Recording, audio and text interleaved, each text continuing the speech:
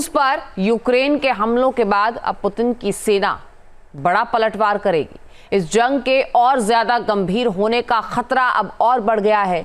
CIA के पूर्व analyst का दावा है कि यूक्रेन के ऑपरेशन स्पाइडर वेब में CIA भी शामिल था और अब आशंका बढ़ गई है कि पुतिन यूक्रेन के खिलाफ ताकतवर ओरेशनिक मिसाइलों का इस्तेमाल कर सकते हैं। रिपोर्ट आप देखिए।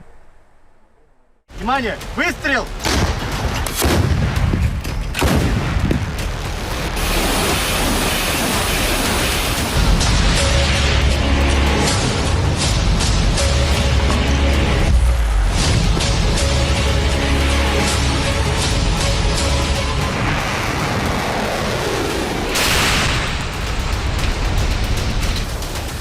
रूस पर सबसे बड़ा हमला, पुतिन लेंगे बदला।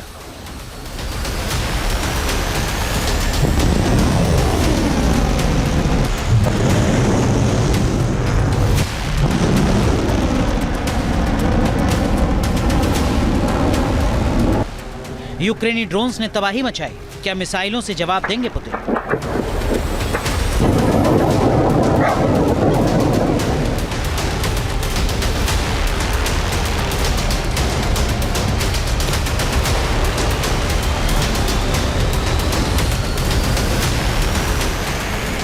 क्या CIA ने की जेलेंस्की की मदद? रूस की सेना अब तबाही मचाने की तैयारी कर रही है।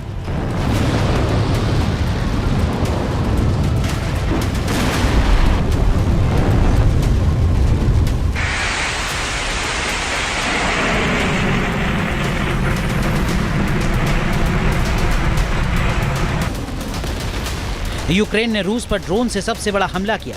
रूस के एयरबेस पर खड़े 40 से ज्यादा फाइटर जेट्स को तबाह कर दिया। यूक्रेन के इस हमले के बाद से ही पुतिन गुस्से में है और यूक्रेन के साथ ही नाटो से भी बदला लेने की तैयारी कर रहे हैं। यूक्रेन का यह हमला 39 महीने से ज्यादा वक्त से चल रही इस जंग में पुतिन के लिए सबसे बड़ा झटका है। रूस की सेना ने सपने में भी नहीं सोचा था कि वॉर फ्रंट से दूर उसके सबसे सुरक्षित एयरबेस को टारगेट किया जाएगा। इस हमले को कैसे अंजाम दिया गया, किसने यूक्रेन की मदद की और अब नाटो ने क्या किया, सब कुछ बताएंगे। लेकिन उससे पहले पुतिन ने जो भीषण पलटवार किया वो जान लीजिए।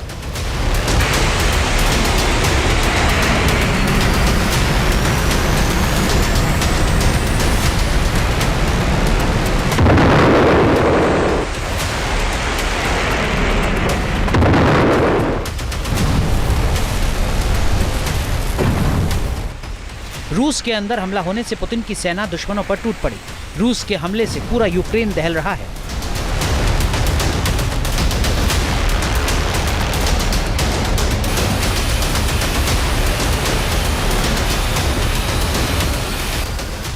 रूस के 80 शाहिद ड्रोन्स समेत 120 से ज्यादा ड्रोन्स ने यूक्रेन पर हमला किया।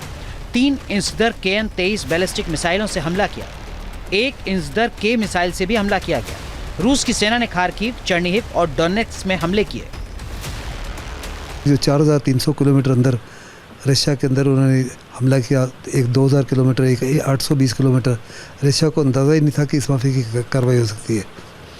तो अभी क्या वो कार्रवाई ब्रिटेन के खिलाफ करेंगे, क्या फ्रांस के साथ खिलाफ करेंगे, क्या जर्मनी के खिलाफ करेंगे, पोलैंड के खिलाफ करेंगे या अमेरिका को भी लेंगे? कहा जाता है कि इसमें इनडायरेक्टली ट्रंप भी इन्वॉल्व है।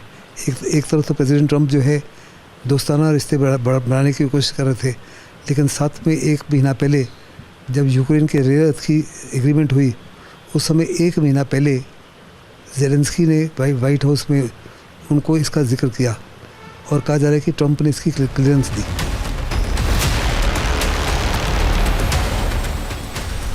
रूस के हमलों से यूक्रेन कांप रहा है। पुतिन का गुस्सा लगातार बढ़ रहा है।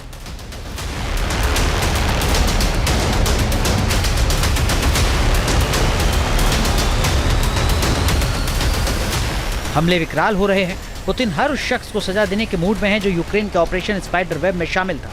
आगे बढ़ने से पहले ये जान लीजिए कि यूक्रेन ने ऑपरेशन स्पाइडर वेब को कैसे अंजाम दिया।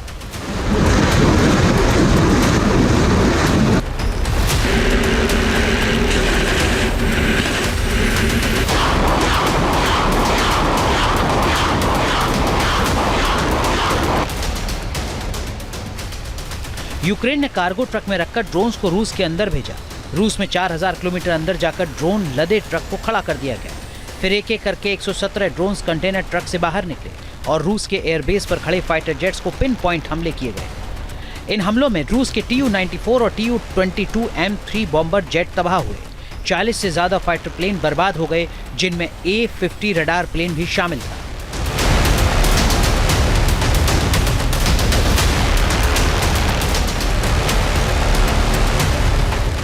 रूस पर हमले के बाद विल्नियस समिट में जेलेंस्की का बयान भी सामने आया। जेलेंस्की ने रूस को सीधे चेतावनी दी कि नाटो के हथियारों का मुकाबला रूस कभी नहीं कर पाएगा।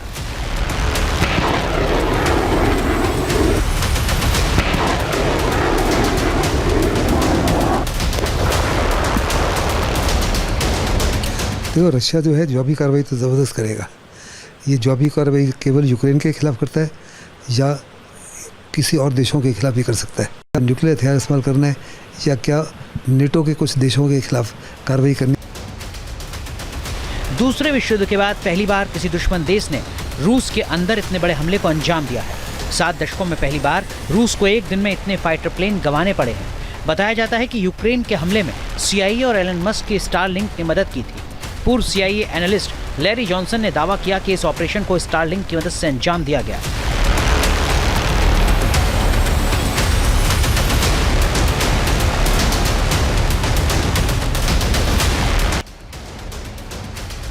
अमेरिकी एनालिस्ट के इस बयान के बाद जंग नाटो वर्सेस रूस होने की आशंका और गहरा गई है। विल्नियस समिट में शामिल हुए नाटो देशों ने पुतिन को और ज्यादा गुस्सा दिला दिया है। इस समिट से कहा गया कि यूक्रेन नाटो का सदस्य बनने की तरफ बढ़ रहा है। इस जंग की शुरुआत से ही यूक्रेन को नाटो सदस्य बनाने की चर्चा चल रही है।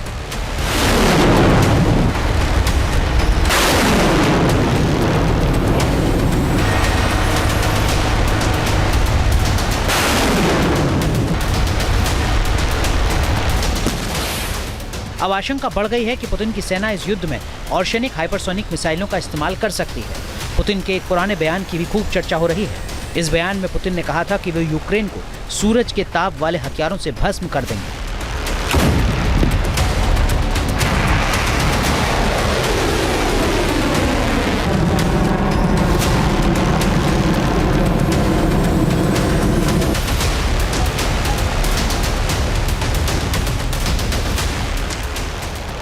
रूस की ऑर्शेनिक मिसाइल को काल का दूसरा नाम कहा जाता है। इस मिसाइल में लगा वॉरहेड सूरज के तापमान जैसी गर्मी पैदा करता है, जिससे पूरा यूक्रेन भस्म हो सकता है।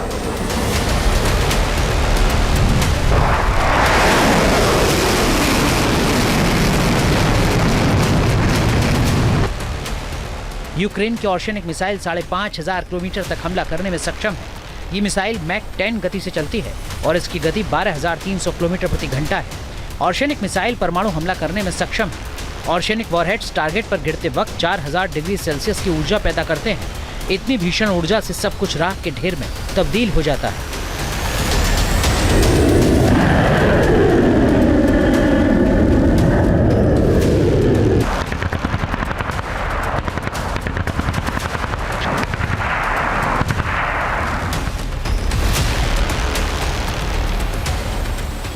यूक्रेन ने रूस के अंदर हमला कर सोचा था कि शायद पुतिन शांति समझौते के लिए तैयार हो जाएंगे, लेकिन रूस ने स्पष्ट कर दिया है कि यूक्रेन के साथ शांति यदि होगी तो रूस की शर्तों पर होगी।